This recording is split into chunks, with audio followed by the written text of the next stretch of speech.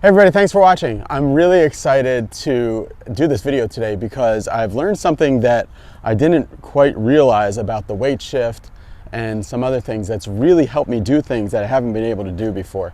The channel's been a little bit sporadic recently because I've been learning so much new stuff, like not only with the wheel and the things that showed me that kind of rearranged my idea of how to get lag, but also some other, once I put that video out, it like sparked the creativity of all the people that watched the channel because I got like dozens of emails about different golf ideas, and I've investigated a lot of those. And we're going to be talking about one thing that I keyed on to that's been like a real big wow for me because I wasn't really, I was never able to do a certain thing that now I'm able to do, and we'll get into that later. But I'm super excited because I just passed 100,000 subscribers here on YouTube. So it was like really a huge, like it's a number that's been in my mind for like a really long time. It just shows that like Be Better Golf and the ideas that I'm coming up with and that pros are sharing with me on the channel and all you guys is just like is resonating with people. So it really is a big boost. The main people I want to thank is anybody who's ever subscribed to the channel or has watched a video. So like, I'm going to be going to see Dr. Kwan in Texas, who talks about the step drills. So if you haven't seen already, like a lot of instructors in golf right now you're going to start to see a ton of step drills to be the go-to fix for problems. Just what I got out of his papers that I read, and then also the videos that he put up on Instagram. I did these videos of all these different step drills, which is like they all start out here and it's step, step, swing, step, step, swing, things like that. But one of the people who saw the wheel video emailed me, this guy called Chris Hudson, who's on the East Coast. He started talking about how you turn, just normally like make a turn, just in walking. So like if I wanted to go this way, I would go like this, right? So let's look at that a little bit. I wouldn't go lean, fall, and go. I would actually, if I want to go this way, I would lighten the foot that's in that direction, and I would push with the foot on the other side towards this way. So if I wanted to turn that way, I'd go like that. Or if I wanted to turn that way, I'd lift this foot and I'd go like that. And that was really interesting because that's not how I'm stepping in the step drills. In the step drills, it's a step and up and a step and up. And this doesn't really come through on video very much, but get up right now and try it with me. It's exactly what Chris had me do. Stand there, you can hold a club or not, it doesn't really matter. But if you just stand there and you pick, and you want to turn this way, feel like what you would naturally do. You would lighten this foot, take it off the ground, and then you would push from the inside of that foot this way. And same thing, if I was going this way, I'd lighten this and I'd push that way. And if I was to do that backwards a couple times like this, which is very different than how I've been swinging a golf club. Swinging a golf club, I would always go, I'd get on this right side and then I'd turn. Then I'd get on this left side and then I'd turn. Take a club and start feeling where instead of step, swing, you're gonna push, and as you push, you're gonna take this up and just do this. So we can use the full length of the club. So I'm getting more pressurized in this leg as I'm taking it back. And then when I'm making my downswing, I'm pressurizing from this leg. That's the thing that's making me go this way. So the full swing looks like this. All right, so I want to make a slide board to ingrain this feeling of pushing with the trail side to send me in the direction of the force that I want to create, rather than tipping one way and tipping the other with those kind of monster steps that I was doing. It kind of, the timing was not right. So I bought this just for my wheel video. This is a dry erase board. So I'm gonna use this, and I was looking around and I found those. So, I mean, if it was a hockey style one, I would want it to be really long. But if it's golf style, see my stance is about that far apart with golf. So I only really want to slide to there and then be able to slide back to there. I think that would be good enough. I am not really handy, so I just got to figure it out myself. Backswing would be push with left, and then downswing would be push with right. That's the idea. Push, push. It's not a step and then a push with the side that you're stepping towards. It's actually a push away from that side. So if I just do this alone, so it feels very much like push, push. So I'm kind of going lateral with some opening. What that means, and as far as like something that's actionable that we can do about that, is I started to hit shots that were just waist high to waist high, which is like amazing for your golf swing anyway. But if I went backswing, downswing, but I'm feeling as if I'm getting this leg is staying, I'm not stepping into it, then coming to the right, then stepping to the left, and coming to the left. I think the best way to see that is make your backswing, put your feet together, make your backswing as you're going right and your downswing as you're going left. I think that's the best way to do it, with little shots like that. It probably seems like a subtle difference, but it's actually 180 degrees different than the way I was doing the step drills before. Step drills before, if I would have done this, I would have gone step, swing, like that. Step, swing, because the idea that Dana Dahlquist turned me on to is that the force always has to precede the motion. But I think when I'm doing step, swing, the force is preceding the motion like way too early, so early that it becomes disconnected, where your force is not then creating the motion. And we'll go to the range and check this out in a minute. But how I'm doing this now is, so see how, if I want to get like that, that is really kind of how it feels now. So for a drill for you guys to do, hold it like 10-finger grip and actually have a gap there, and have your feet basically less than a fist apart. Start it out here and go, you're gonna push one way, push the other way, but you're gonna feel like you're pushing with you're pushing with your left leg to the right as it's coming back. Then you're pushing with your right leg to the left as it's going down, rather than stepping and being over here and then here and then being over here. Because I think if you do that, if you go right, up, left, up, you'll always be late. So anyway, what I was talking about as far as doing things I was never able to do before. One of the instructors that I talked to a lot, Ed Lassiter down in San Diego, who's a Milo Line certified coach and a smart guy, he was been saying like, hey, I like your swing, but like he's been consistently telling me, why does it look like Bobby Lopez would always say, that I got kicked in the pants right here as far as a early extension or something else like that? Why does it always look right there? I'm going this way. Then I sent him a video and I said, does this look any different? If I go push with the left, right, and finish, that was perfect.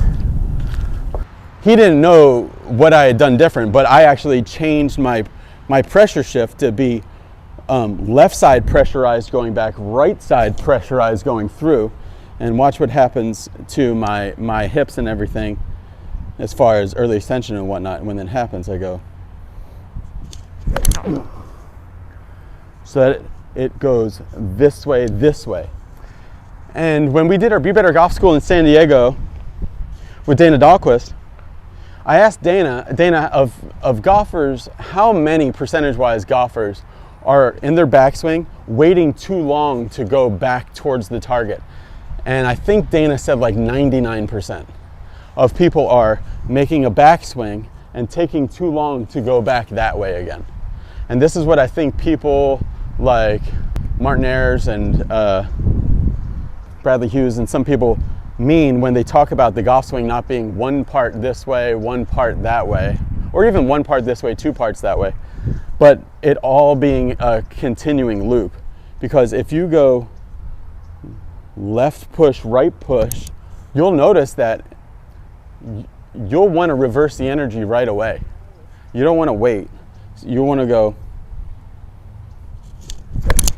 So for anybody that's trying to shorten their golf swing, and that's what we saw on the wheel, shorter, if you can get power, shorter is better. It's going to be easier to get a lag impact if you go shorter, just because of the physics of the double pendulum. Just shortening your swing, like trying to get your arms to stop in a shorter spot and then going, that usually doesn't work, and it ends up like making you hit the ball really poorly.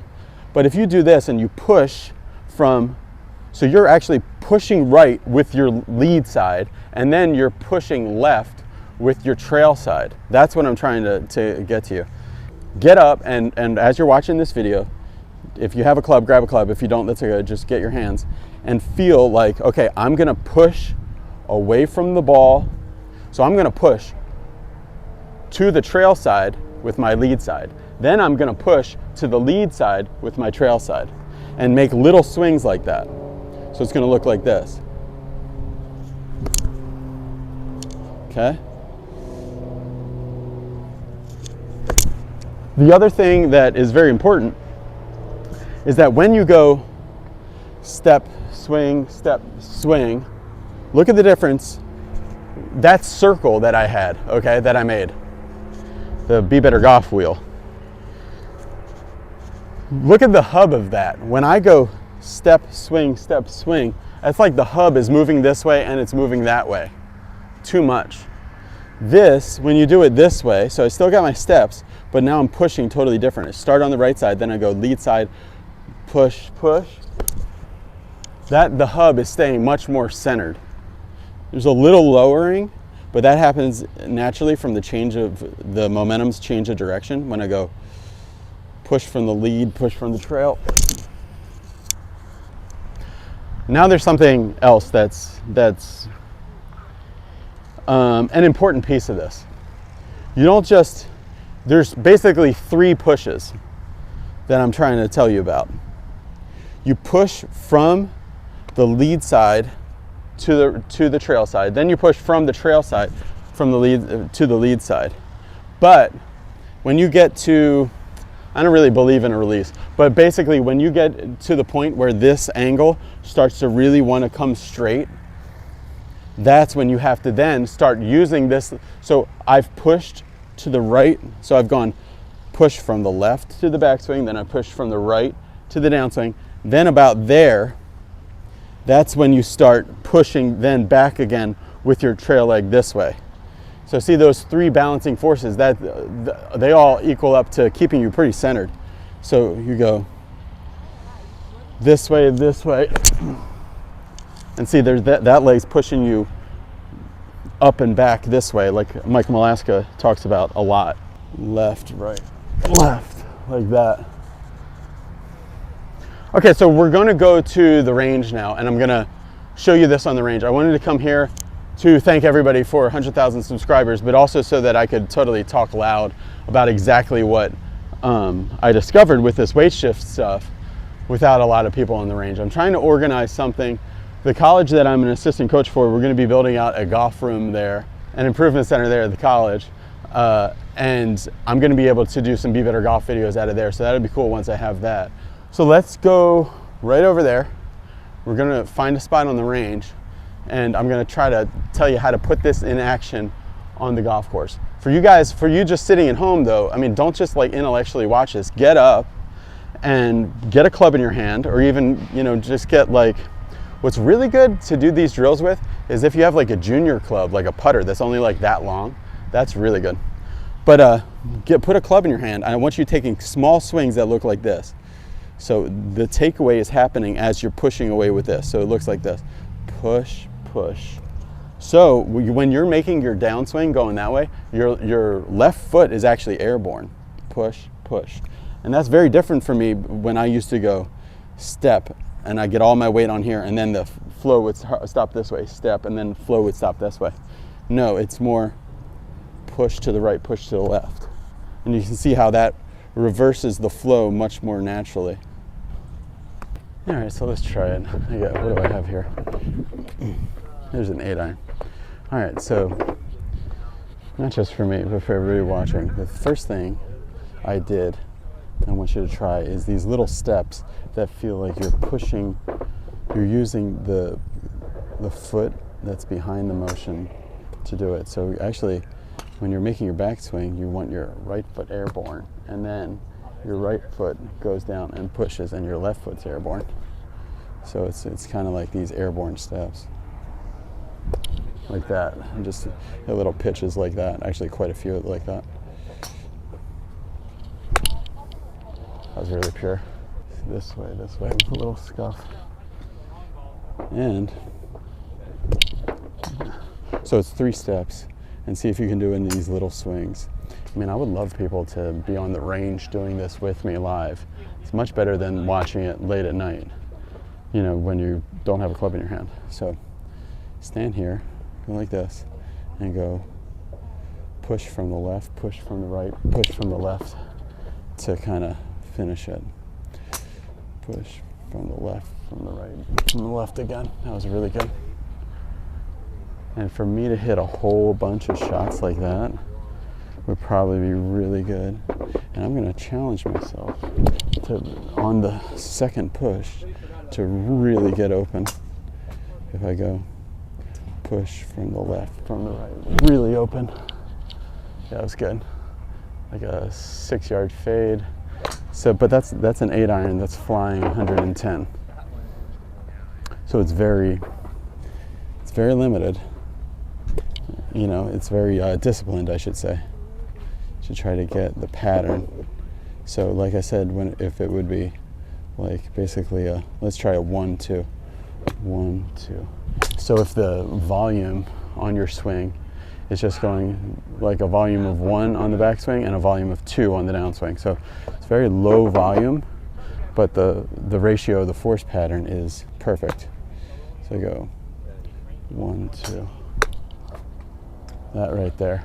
So volume of 2 to 4. And so it's basically I'm airborne with this, and then I'm airborne with that. And I did some really interesting stuff I need to cut in. I never talked about it on the slide board. Then I'm going to cut into all this stuff too. I'll find a spot to put that in. 1, 2. I'm sorry, 2, 4. So it's actually the system wind up and how much push away I'm getting is creating how big of a backswing I'm doing. So if I do a little push away, it's that much of a backswing. And if I do a really big push away,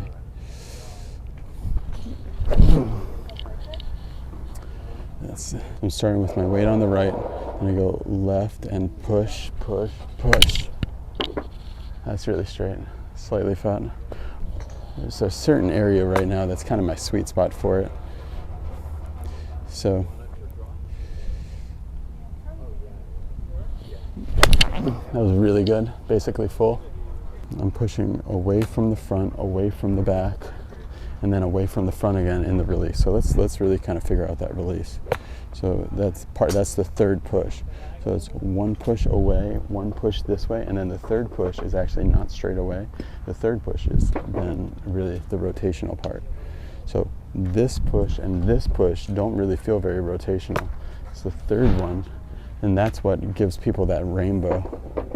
So Josh Koch and Kyle Berkshire and Drew and some of those guys talk about getting the rainbow on the front foot, where you go this way, and then that way through impact. And I feel that third push is kind of like the rainbow push, where you go here and I'm pushing from the left, from the right, from the left again. That was really good. Went a little too far left though. When it goes left like that, that means my right arm is getting in and it's getting too narrow. That was perfect. Really good. I'm going to talk about the direction I'm pushing. So I'm pushing with the left to the right. Then I'm pushing. Then my arms are still going back, but I'm pushing to the left from my right. Then this plants, and as soon as it plants, it starts to go back that way. And then I push to the left from the right leg, and it finishes. That went super straight and far, half a groove thin.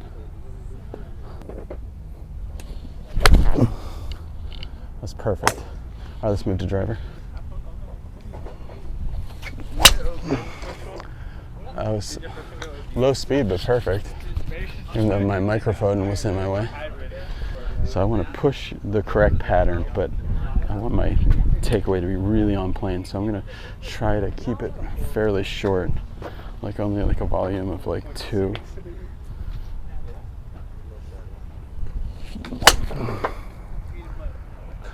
That's good. Anything that doesn't have this ducky shape, I'm fine with. So I want to push from the left, from the right, and then push away this way. So it's 1, 2, 3. That was really good. Faded probably a little more than totally perfect. It's dead straight. And I was even a little airborne on the front foot, which probably shows something. All right, final couple ones here. So I'm gonna go push from the left, push from the right. The final push is the one that's getting me. That was perfect.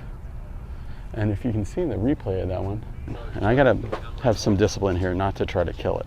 I just want my force pattern to be correct. So I go from the left, from the right, and then from the left again and back.